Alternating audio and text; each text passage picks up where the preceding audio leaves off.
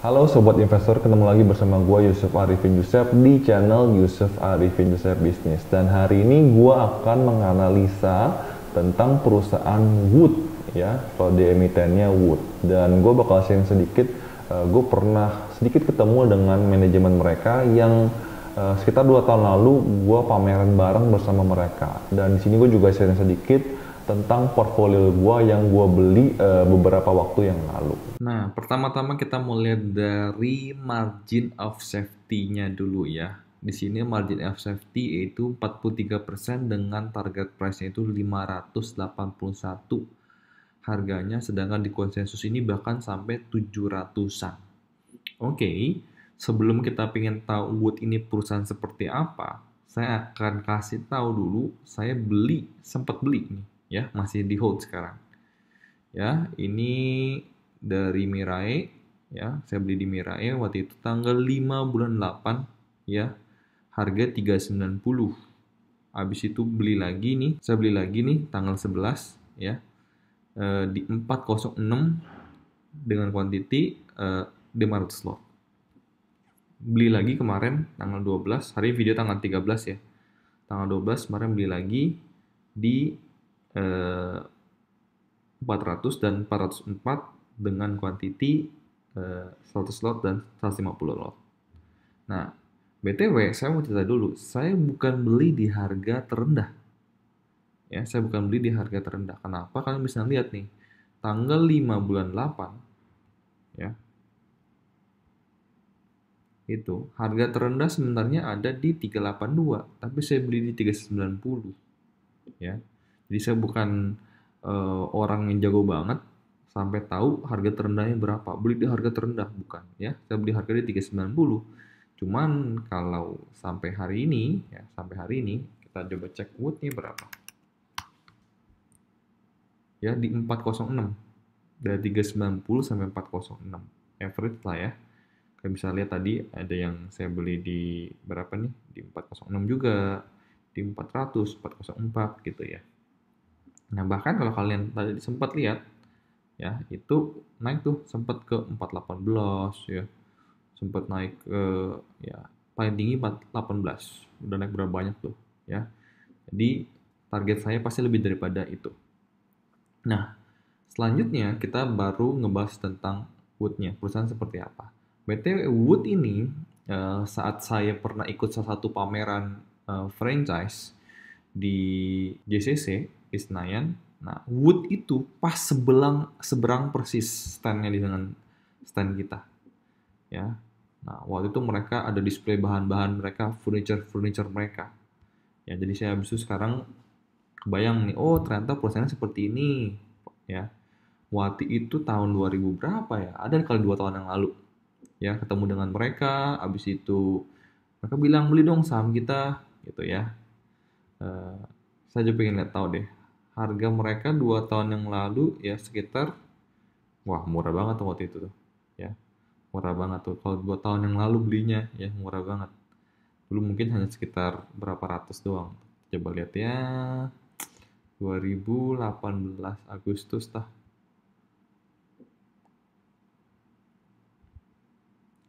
Wood, wih, 2018, oh 2018 masih tinggi ya, harus 2017-an ya.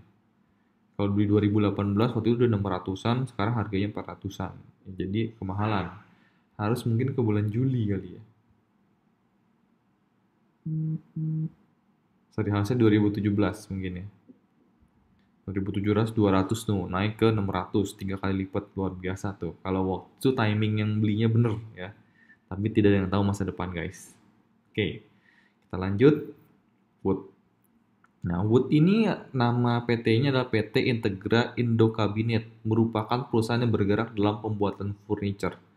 Kegiatan utama perusahaan meliputi pembuatan furniture kayu dan produk kayu lainnya, konsensi perhutanan serta retail dan distribusi furniture. Produk perusahaan dijual secara domestik dan diekspor terutamanya ke Amerika Serikat, Kanada, dan negara-negara di Eropa. Nah, itu baru ada nilai jualnya gitu ya.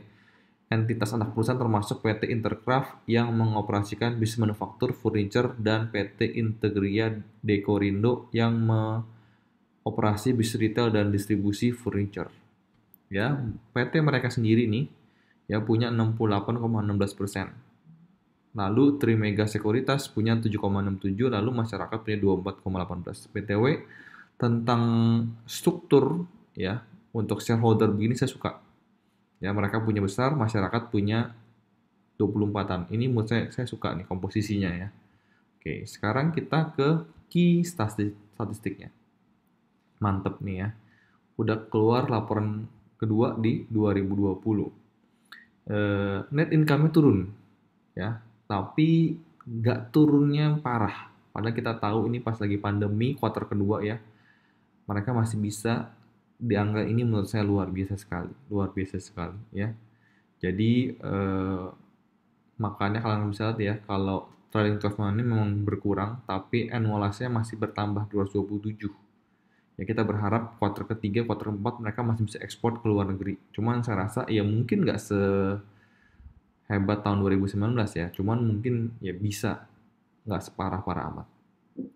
Oke, kita lihat dari beberapa rasio keuangan terlebih dahulu. Ya, cash ya agak sedikit dikit ya, cuman 23 miliar. Kenapa saya ngomong dikit? Karena market cap mereka sekarang udah 2,5 triliun. Ya, 2,5 triliun dengan hanya cash di tangan sekarang 23 miliar. Perbandingannya ambilnya di situ. Ya, bagi saya 23 miliar sih sangat-sangat besar gitu. Cuman dengan perusahaan seperti ini ya tentu tidak sebanding. Ya, liabilitasnya ya 2775 cukup banyak ya, 2,7 triliun ya. Lalu utang jangka pendek 17 miliar ya, cukup disyukuri, tidak terlalu banyak. Utang jangka panjang 48 miliar. Ya, ini juga aman ya. Jadi secara hutang mereka aman. Oke. Kita lanjut ke dividen ya. Dividen kalau kita lihat tidak ada dividen di sini. Nah, kita mungkin bisa melihatnya di corporate action lebih detail. Ya, memang mereka belum pernah membagikan dividen. Jadi kalau kalian seperti saya beli investasi di Wood, berarti hanya berharap dari capital gain-nya saja. Kita lanjut ke key statistik. Ya. PER-nya 12,37. Ya, trailing 12 month-nya, sedangkan annualized-nya 11,33. Ya, book value-nya 0,91. Ini menurut saya kalau dikalikan masih bagus, masih di bawah 22,5. Ya, jadi menurut saya masih bagus, harganya masih murah. Ya, dengan harapan tentu kuartal ketiga dan kuartal keempat sales-nya bisa mendekati tahun lalu. Oke. Nah, saya rasa sih bisa karena kuartal kedua yang sulit aja mereka bisa, apalagi kuartal ketiga dan kuartal keempat. Ya, kita lanjut return of asset. Ya, return of asset cukup rendah ya 3,7. Return on equity-nya 7,4%. Dari dua ini sih mereka tidak terlalu besar sebenarnya. Cuman dari data-data yang lainnya menurut saya cukup puas sih melihat mereka punya laporan keuangan. Ya. Dan kita ingin lihat di finansial. Pingin tahu manajemennya bagus apa nggak bagus, perbandingannya ada di sini. Ya, kita lihat kuartal kedua dulu deh. Oke. Nah, kita bisa lihat dari tahun 2017 sebenarnya ya, mereka naik 380, 437, 485 sampai 652 miliar. Ya, jadi secara sales naik ya dari 2017, tapi kita bisa lihat di 2016 sebenarnya mereka sempat besar sekali waktu itu. Ya. Nah, HPP-nya kita lihat berapa persen. Oke, mereka masih bisa menjaga dari 66 sampai 69 persenan, sekitar lah, kurang lebih ya, 61 sampai 69. Menurut saya masih dalam kategori hal yang wajar. Ya, tidak tiba-tiba 61, tiba-tiba 82, tiba-tiba 37, itu yang manajemennya nggak bagus. Kalau yang HPP-nya ini average, ini yang bagus. Laba kotornya dalam kategori yang wajar, laba usahanya sedikit menurun, ya, karena kebetulan HPP-nya di kuartal kedua ini sedikit besar. Oke. Nah, kita ingin bandingkan di kuartal pertama. Nah, kuartal pertama, lihat gak, presentasinya memang dia angka segitu, 61 sampai 69. Jadi, ya, dia nggak main. Kita tahu manajemennya bagus apa nggak bagus, ngeliat dari HPP-nya.